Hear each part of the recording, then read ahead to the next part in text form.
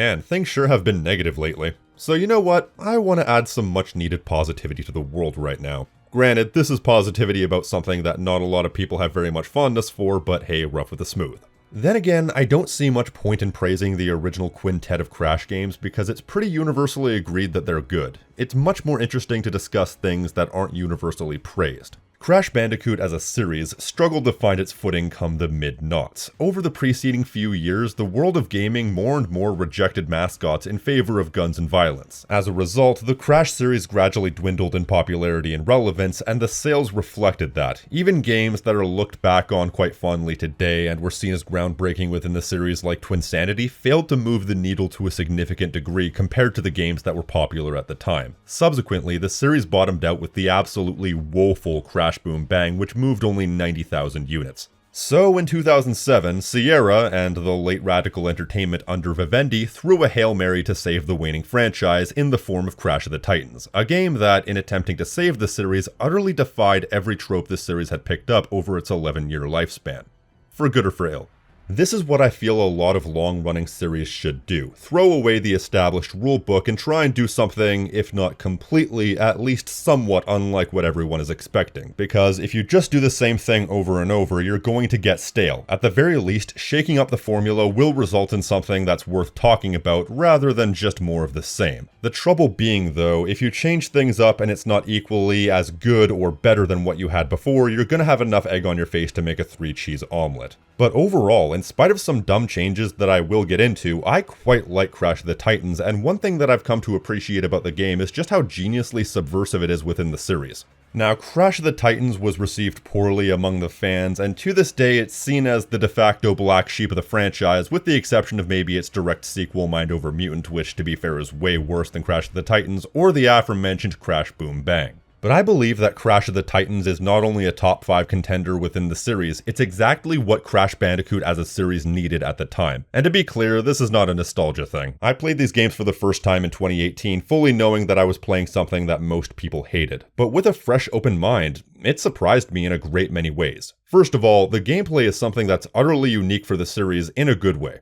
Crash Bandicoot before this was many things, but most of all, it's a straight pure platforming experience from an era where that was the in thing. But after so many games and about a dozen different devs, they pretty much exhausted all the ways you can jump on a platform. So instead of making this a full-on platformer, they integrated a heavy combat element into the game reminiscent of God of War. This I feel was a good decision because Twinsanity kind of exposed the fact that there weren't many ways you can build upon the basic platforming formula that hadn't already been done. Once they went the open world route, that was pretty much the end of it. That was the last worthwhile thing they could add before you'd really just be adding functionally the same obstacles, mechanics, gimmicks, etc. onto the same set of controls. But by shifting the focus into a more combat-oriented setup, you give the series a new lease on life as far as how to present its gameplay and new ways for the gameplay to evolve in ways that hadn't already been done. Plus, for what it's worth, the combat is pretty great. The attacks pack a major punch, there's plenty of combos and plenty to unlock with the competently paced leveling system. Combine that with very rubbery and explosive animations, it really feels good to hit fools. It's just a really slick and satisfying combat engine to play around with. If you don't like God of War style spectacle fighters, then obviously this game wouldn't be for you, but as somebody who likes God of War style spectacle fighters as well as traditional Crash Bandicoot, this was like a match made in heaven and a shot of much needed adrenaline into the formula that had grown a bit stale. Now, the strangeness of combining the two is not lost on me, and I do prefer Crash Bandicoot to be a full-tilt platforming experience, but not being against the idea of adding spectacle fighter elements into Crash Bandicoot, I think they did a really good job with it, and the Titans mechanic was a genius bit of gameplay innovation. Now, I don't have an encyclopedic knowledge of all video games, but I can't think of many other examples like this where you can take control of monsters within gameplay, each having their own specialities and movesets. I'm sure there are some, but I can't think of any off the top of my head. Post examples in the comment section right now. Hold up, how could I forget about Mario Odyssey? Moreover, I can't think of any where you can take them over by first beating the crap out of them, which makes way for some intelligently designed multi-level combat where you have to use small monsters to beat up medium-sized monsters to beat up large-sized monsters, and other such ideas in that vein. It's skillfully designed multi-level combat that's extremely satisfying to pull off. Subversion is sort of a dirty word in media because there's a lot of things that use subversion as a meek excuse for messing with the audience, but this is subversion at its best. Because many of the aspects that defined this series are still there, they're just heavily emphasizing another aspect in order to take the franchise in a newer, fresher direction, because the old direction wasn't really working out anymore. Platforming is still one of the main focuses, but it isn't the main primary focus like in games gone by. You still have environmental puzzles to traverse. As a matter of fact, the Titans play quite heavily into that. You can still use the spin attack, quite prominently in fact. While there isn't a warp room or any way to specifically choose the next level to go to, the game still has a very linear structure like the early games. In fact, I would consider the level progression very similar to that of the very first Crash Bandicoot game. So overall, while the gameplay may not be what you expect or want out of Crash Bandicoot, it pulled off what it did extremely well. For as much as I like Crash Bandicoot, the main series of platforming games always kind of struck me as a 3 to 4 game series, because even by the time Warped came out, you could feel that they were really stretching to fill the gaps with new ideas and unrelated but still fun game modes, because they were struggling to find ways to expand the platforming gameplay. I still love Warped, but the fact that ideas were running thin was not lost on me. I feel like the first major cracks were seen in Wrath of Cortex. Some people love this game, some people hate it. I'm kind of indifferent personally. But I think most would agree that it felt like a big step down compared to the first 3 games, because what can you really do with the formula that wasn't already done? The only new thing they really did with the core gameplay was nitro walking, which is boring as hell, gimmicky, and is so rigid in its mechanical depth that there really is no way to expand it to be anything more than what it is. How do you integrate slowly walking on nitro crates into level design to make the level design more interesting? As far as the core of the experience, that was the best new idea they had. It was so great they used it all of twice.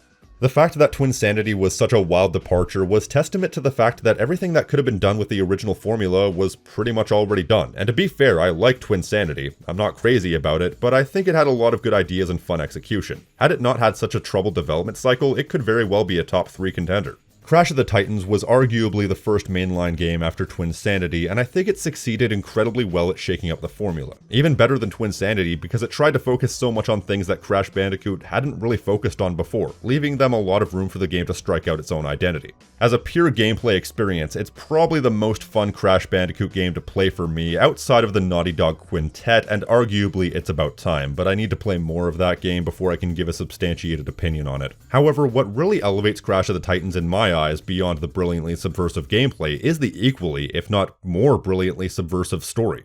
Before Twinsanity, Crash Bandicoot didn't really do story. It kept the story simple, light, and out of the way so you can enjoy the core of the experience. But from Twinsanity, they really started to emphasize the story and the characters. They also really shifted the tone. Where previous games were quirky but played straight, having Crash be the only real eccentric in a world full of centers, Twinsanity went full tilt wacky. This was probably the worst element of Twinsanity for me because I just didn't find it really funny.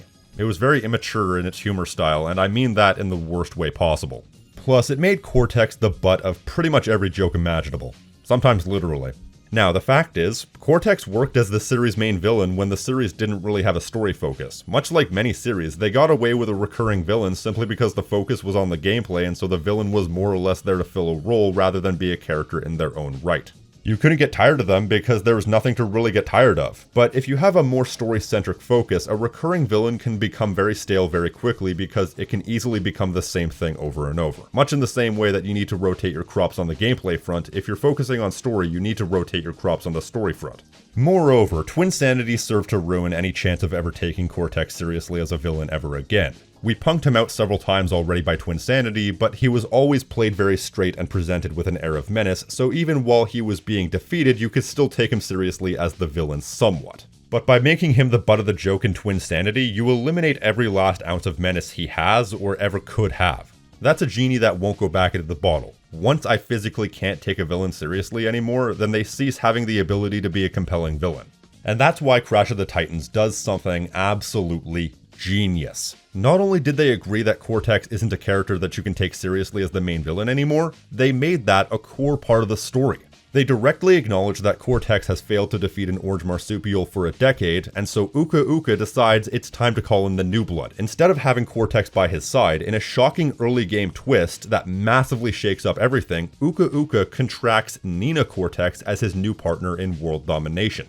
You see, this is so geniusly subversive because the game starts out by making you think that it's just going to be another standard Crash Bandicoot story with Cortex and Uka Uka trying to take over the world. It strings you along for a while too. It spends something like the first third of the game making you think that it's going to be more of the same, and defeating him here was just the first of multiple battles, much like how Twinsanity started out with a battle against Cortex. But then it takes a complete genius 90-degree turn by taking an entire decade of context and throwing it into Cortex's face in order to toss out the established convention that we've all gotten comfortable with, and instead makes Nina the main villain in Cortex's place. It's one of those things that you don't see coming, but as soon as it happens, it makes complete and total sense. Nina thus far was more or less a blank slate, so she hadn't been ruined, and therefore I could take her seriously as a main villain over Cortex. They use the fact that the series' main villain up to this point is a chump in order to bolster the new villain's air of menace. A wonderful bit of subversive storytelling which helps to make this easily the best story in the entire series.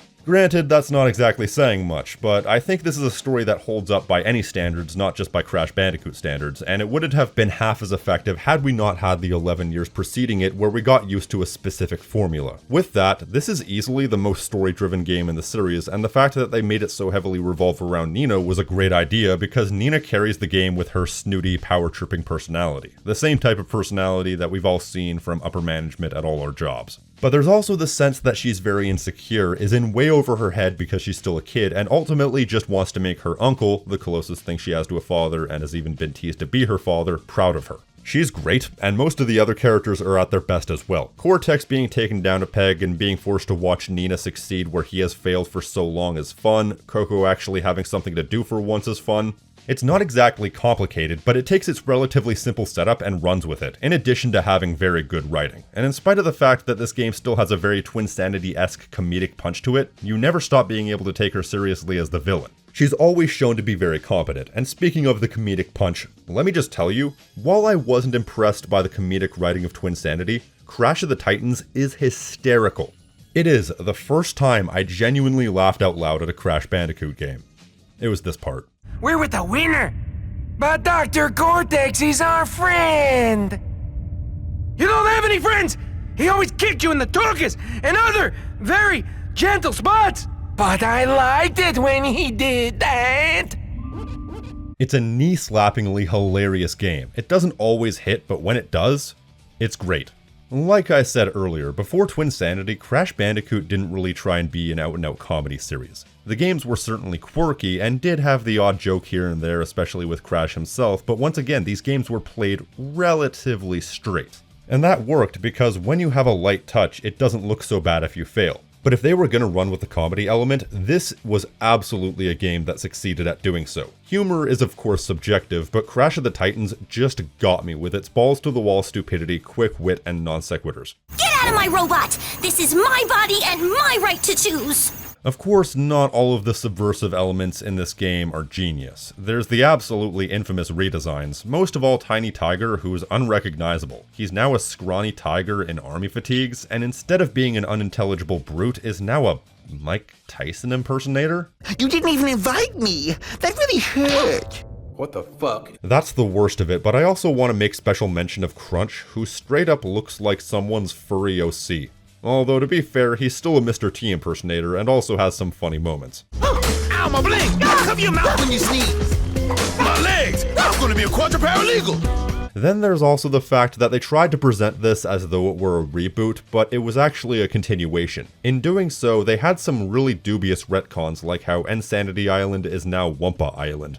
But overall, I think Crash of the Titans, in spite of its bad reputation, was exactly the shot in the arm that the Crash Bandicoot series needed at the time. It may not have been what the fans wanted, but I think it was what the series needed. It took everything Crash Bandicoot and flipped it on its head, and at the very least, it's inarguable that it was a completely fresh experience in a series that was floundering quite heavily by 2007. Whether or not that's a good thing is subjective, and there are absolutely fair reasons to dislike this game, but I also think there's quite a lot to enjoy. Unfortunately, it wasn't enough to save the series. This game came out when the series was 11 years old, the absolute nadir of the series' relevance, as seen in the cycle of nostalgia. So it was bound for, well, not failure, but a middling amount of success at best. It sold well enough to garner a sequel, but the absolute flop that was Mind Over Mutant was the final nail in the coffin that killed Crash Bandicoot for nearly a decade. But now, in spite of Toys for Bob shifting focus and becoming a support team for Call of Duty Warzone for the time being, Crash Bandicoot is more alive than it's ever been. And on that note, mark my words, we've seen far from the last of Crash Bandicoot. He will return.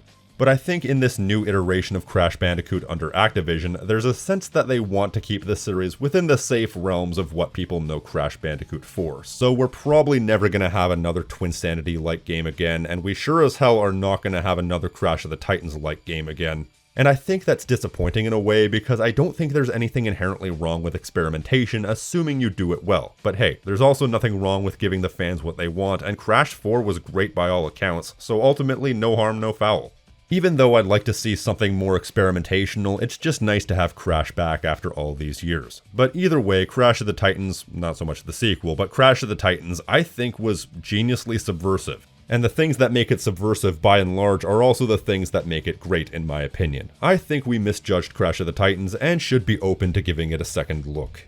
If you enjoyed this video, leave a like and a comment, and don't forget to subscribe. You've been watching Tactical Bacon Productions, and I'm the King of Snark Style, and I will catch you next time.